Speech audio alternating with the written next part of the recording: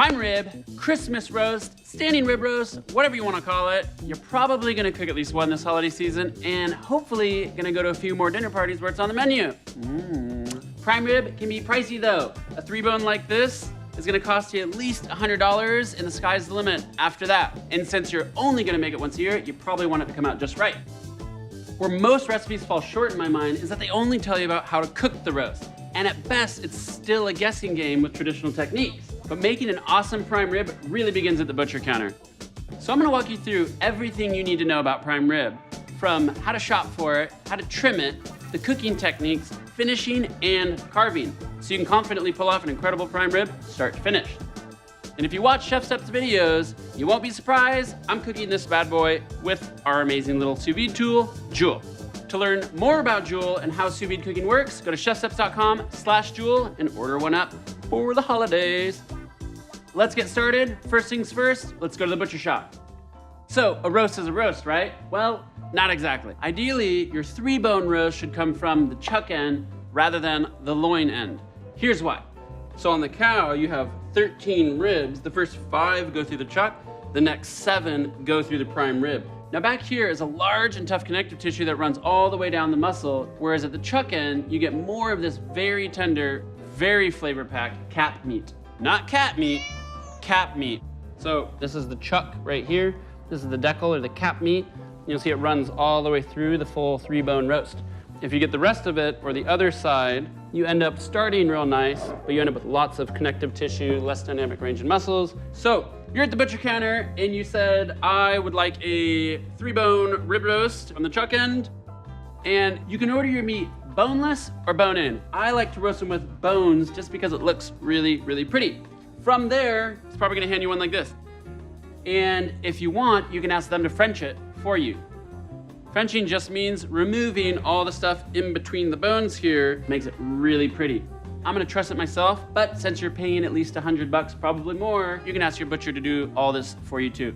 So if you want to trim, truss, and French your 3-bone roast yourself, you start by trimming the extra fat between the bones. I'm just gonna start peeling. From there, you're gonna cut the bones off, but you're gonna truss them back on. And that allows you to carve it with these later.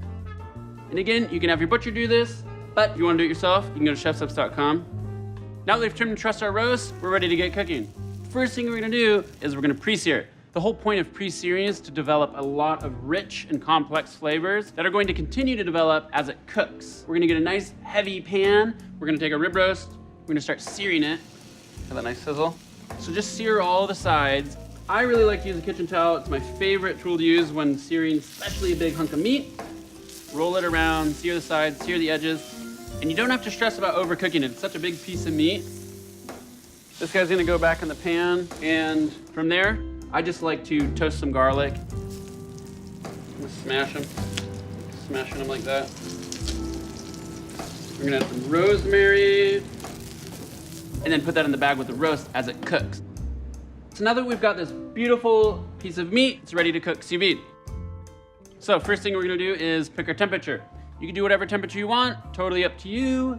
For me, I like my prime rib roast to be about 136 degrees Fahrenheit. Here's a little note. I don't like the same steak doneness that I like with my roast. The reason why I cook a roast a little bit hotter is because it's so heavy, it's so big. I like to have a little bit more firmness and structure to it. It slices better, it eats better, it's just a much nicer texture for a big hunk of meat. You can go rare though, totally up to you. I'm gonna do 136 degrees Fahrenheit.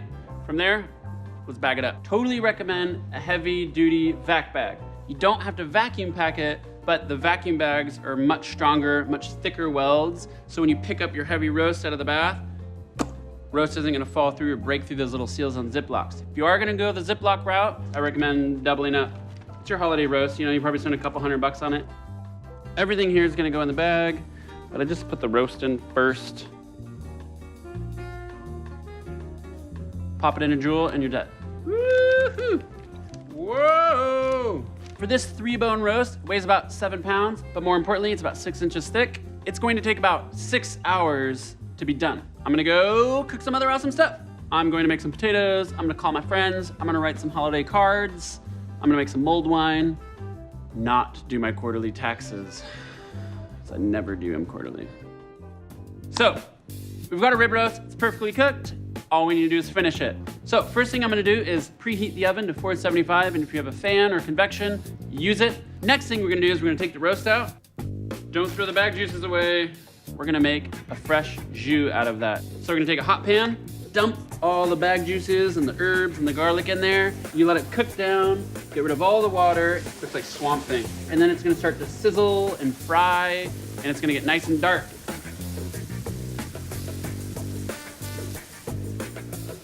Right when it's there, you're going to either add wine, stock, water, something to deglaze it. I'm just gonna add stock. I'm gonna add a little bit at first. So now nothing's sticking on the bottom. Just add the rest in. Let it simmer and deglaze for a few minutes. Strain it, season it. That's it, super easy. So we've got this jus, it's real beautiful. It's ready to go. We're just gonna put it aside and get back to the roast. So when I'm talking about finishing a nice prime rib roast, I want a super crunchy crust on it. Super easy.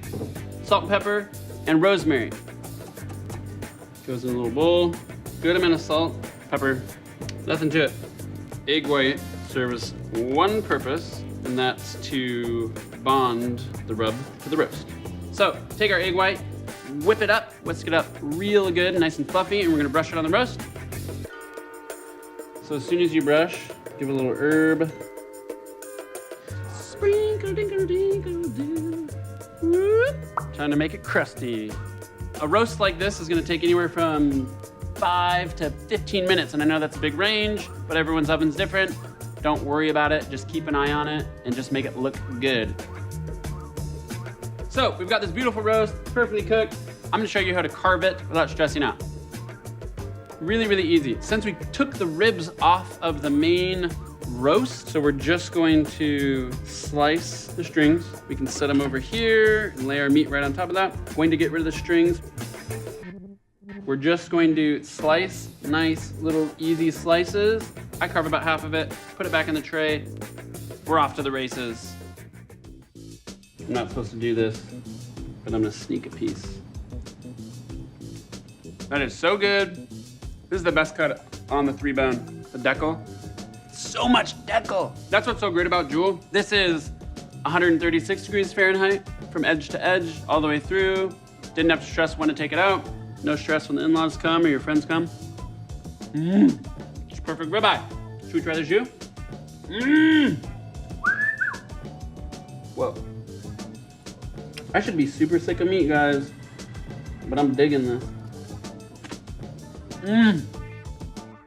I know I packed a ton of information in this video, but that's because I can't wait for you to use all this info and have an amazing, delicious feast for your friends and family.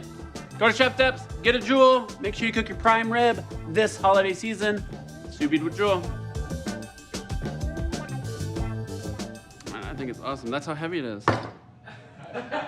It's a rib roast, they're heavy.